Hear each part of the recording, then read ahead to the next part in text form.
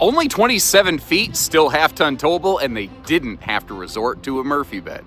I'm actually a little surprised I haven't seen more things like this. Most of the builders who make a layout like this make it typically with like a Murphy bed up front, but what they did here is they just gave it a straight true queen bed. What's kind of nice about that?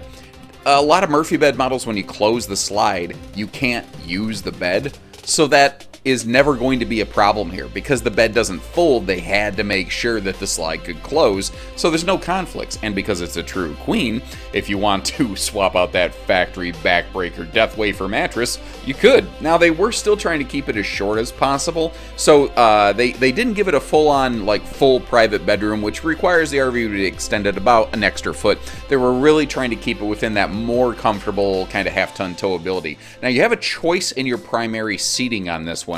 You have a choice between the 3-seat party sofa that we saw just a second ago and you're about to see again, or a full true U-dinette. So you know, if you're like, where do I eat? Well, the RV does have a portable table that you could use inside or outside, and that's the thing, is that some families prefer to do a lot of their cooking and eating outdoors, and this is just going to give you enough living space to get through those annoying rainy days. But that doesn't work for everybody. Something that I am really glad to see coming back in the industry, though, are all of these direct entry bathroom doors. I think it is an amazing feature that people kind of forgot about for a while.